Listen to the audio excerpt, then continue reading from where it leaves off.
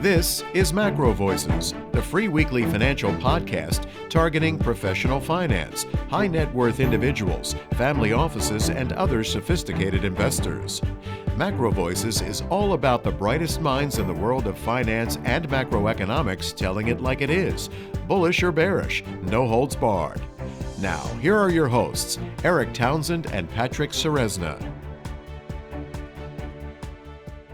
Eric, it was great to have Rosie back on the show. Now, joining us again in the post-game segment is Nick Galarnik. Now, let's get to that chart deck. Listeners, you're going to find the download link for the post-game chart deck in your Research Roundup email. If you don't have a Research Roundup email, it means that you have not yet registered at MacroVoices.com. Just go to our homepage, MacroVoices.com, and click on the button over Rosie's picture saying, looking for the downloads. Now, Eric, let's get to crude oil, starting with the EIA inventory.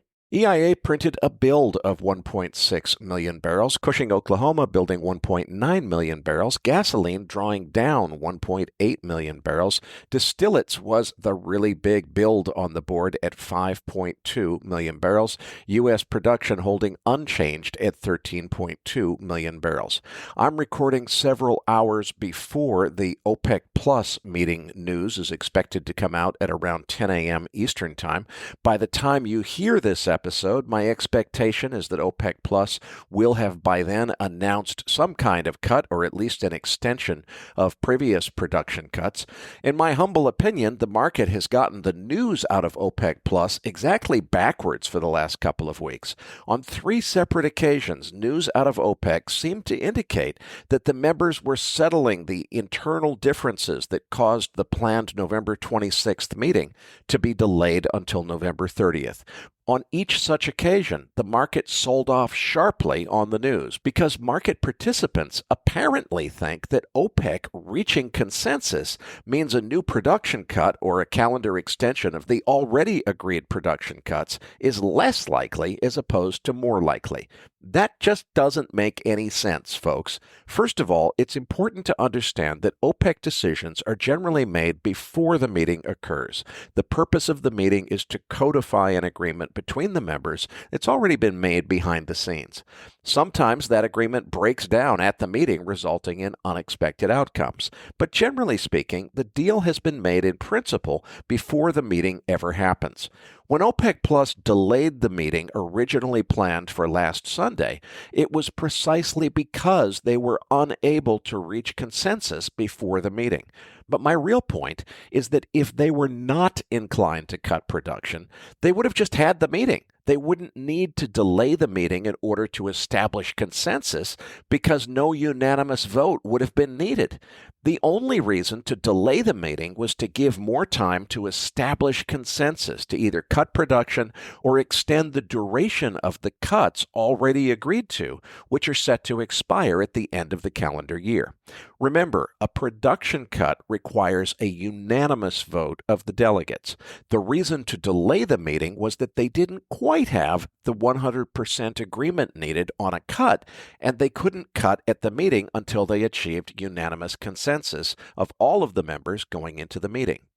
News that the squabbles over Nigeria and Angola's baseline production numbers being adjusted had been resolved were an indication that the hesitations that might have led those members not to support a production cut or an extension of the existing production cuts had been resolved. That set the stage for a new cut decision or an extension of the existing cuts. Now, again, I don't know what's going to happen. I'm recording several hours before the news will ultimately come out. But the market's perception that growing consensus means cuts are less likely is backwards. Another important point to understand is that almost everyone assumes that the goal of a cut is to increase the flat price of oil for the sake of supporting OPEC Plus revenue levels. Now, that's likely one factor, but an equally, if not more likely motive is that Saudi Arabia and OPEC Plus want to keep the front of the WTI futures curve in backwardation. It's fallen into contango in the last few weeks, just at the very front end of the curve, the first couple of months. Because keeping the curve in backwardation, or in this case, getting it back into backwardation, discourages inventory builds in the United States and keeps OPEC and Saudi Arabia in the driver's seat. Our good friend Dr. Anas Al-Haji has had excellent coverage and perspective on this in his Substack blog. I think a lot of people have made the assumption because Dr. Al-Haji's Substack blog is now a paid subscription service that all of the posts there are behind a paywall. That's not true. About half of his posts, including all of his coverage of this developing situation, have been free. There's a link to that Substack blog in your research roundup, or just go to anasalhajieoa.substack.com. So, Eric, just purely on technicals, to me, there's obviously a bounce occurring on oil, but there's a huge hurdle ahead. Now, I have the 50-day moving average on there, which is approaching the $80 level, but this low 80s is where all the Fibonacci zones lie, as well as the descending trend line. So, to me, this is a make it or break it moment for the short-term trend, which is if oil cannot beat this $80, $82 area with any conviction, particularly in this post-OPEC period, then the window is still open for retesting 2023 lows. To me, the bulls, if they really want to turn this, really need to do it here and now with a decisive push into the 80s. At that stage, if the longer we consolidate north of $80, that would be really where the trend could really start becoming your friend for a potential advance in oil. So let's certainly watch what happens here. But moving on, let's get to the equity markets. I want to get Nick involved in this conversation. On page 3, Nick, we have your levels on the SPX. What are you watching?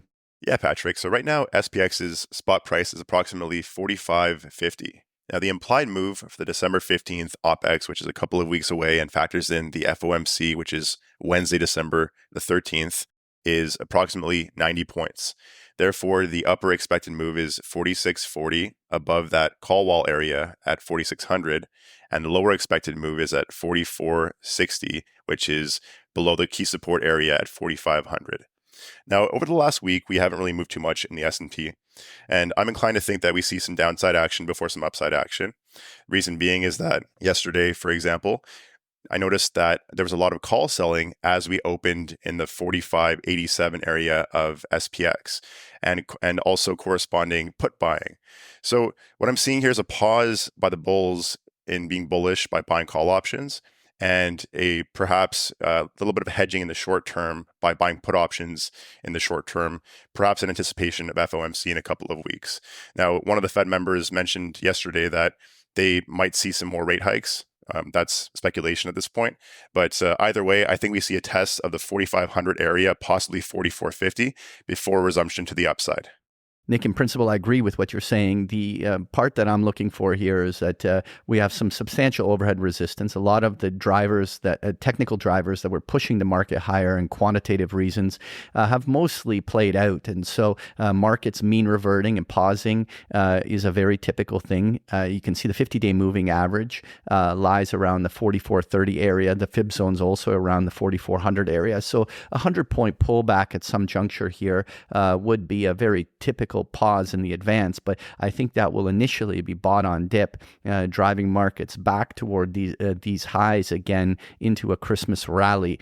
This kind of a grinding trade range probably is the path of least resistance until we get to the new year, where I think a lot more volatility can come about. Nonetheless, Nick, let's move on to page 5, where we have your QQQ levels. What are you looking at?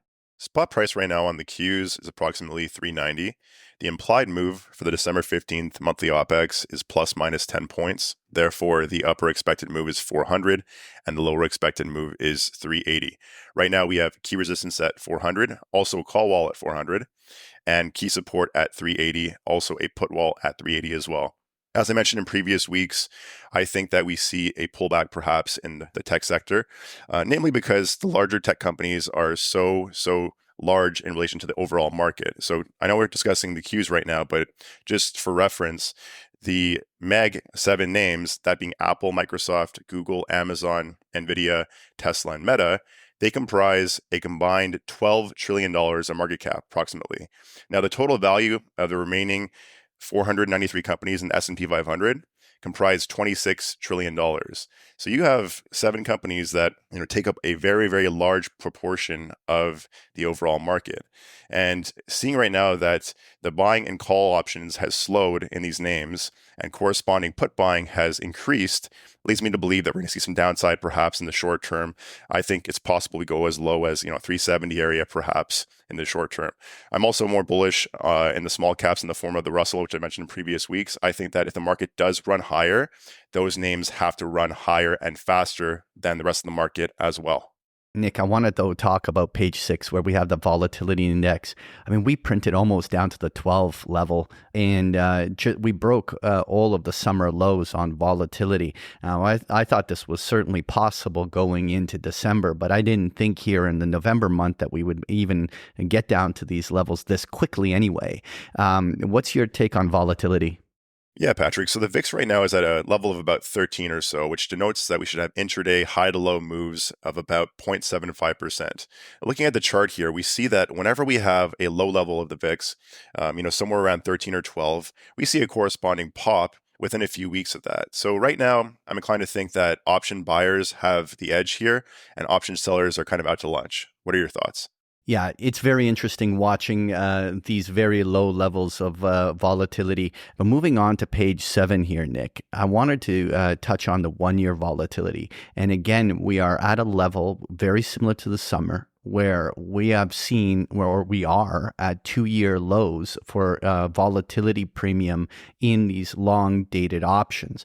I mean, we obviously have seen lower levels of volatility in the pre-COVID period, but it is surprising to see even long-term volatility, because I could see why short-term volatility is cheap. I mean, we're going into 30 days out. We're in the middle of the holiday season. It could be a very low, tight range of volatility, narrow realized volatility. I could see that in the holiday period, but 1 year out to be at multi-year lows is to me an opportunity. Yeah, Patrick, I'm in agreement. Options are cheap right now, and if you have a larger portfolio that's exposed to the S&P, it makes a lot of sense right now to buy some insurance. Again, you want to buy hurricane insurance when it's cheap, not right before a hurricane hits. And moving on to the US dollar, what are your thoughts here, Patrick? Well, we have the dollar having hit some critical levels. And not only have we fully fib retraced there, but we've seen the euro testing this critical 110 level. We see the US dollar yen now slowing down from its correction. And so this is a really important moment in my mind on the dollar, because if the dollar was to break all these levels and continue its short-term correction back towards to 2023 lows, that should be a tailwind for risk assets and should really keep things going well for the next month or two. But if for whatever reason, particularly as we go into the Fed meetings in the next couple of weeks, we're going to see a scenario where if the dollar started to strengthen and got back to 104, 105 on the upside, that could suddenly be like a wet blanket on all risk assets that really kind of starts things grinding a bit. And so watching what the dollar does here is just going to be critical. And moving on to page 9, we have the gold futures chart. What are your thoughts here, Eric? Well, as expected, we got a nice clean break above resistance at the October highs. The next target is the prior all-time high at 2085, with resistance starting around 2063. And on a clean break above 2085, the measured move target is 2140.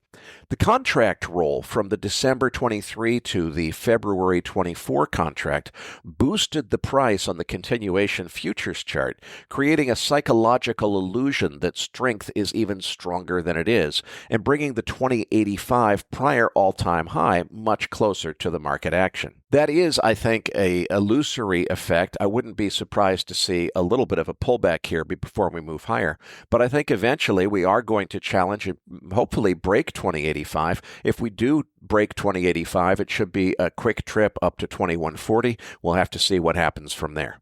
Eric, it's interesting that you just mentioned the 2140 level because it is the measured move, and certainly on the continuous charts and spot prices, it would be a break to all-time highs. But the interesting thing is we've now seen a contract roll where the front month contract on gold is in the February 2024. And because of the contango in the gold markets that was there earlier in the year, that February contract has already tested 2140 earlier this year. So while many traders that are watching spot prices would see gold break to all-time highs. If gold finished that move up there, it would actually be just retesting highs on the February contract. With that said, I do believe that gold is in a bullish position and has room to retest these upper levels. I still think that gold will likely mean reverting correct before the really big breakout. And I think that the easing cycle that the Fed inevitably starts in the second or third quarter of next year will probably be the true catalyst that drives gold to much higher levels.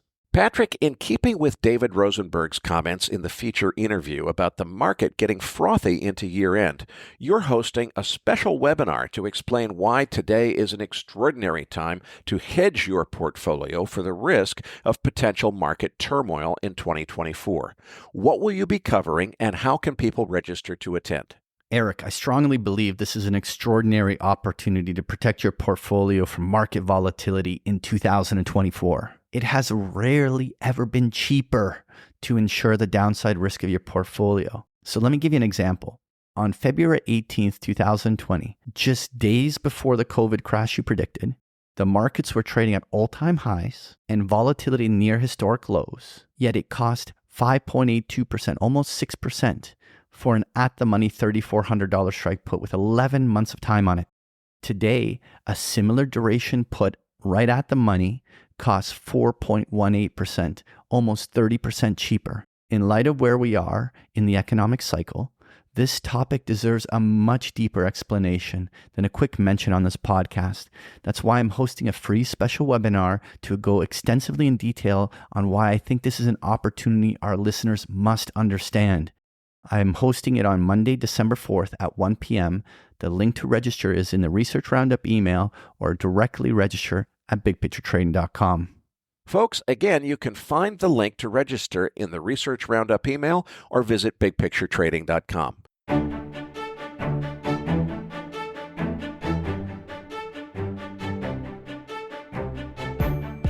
That concludes this edition of MacroVoices. Be sure to tune in each week to hear feature interviews with the brightest minds in finance and macroeconomics.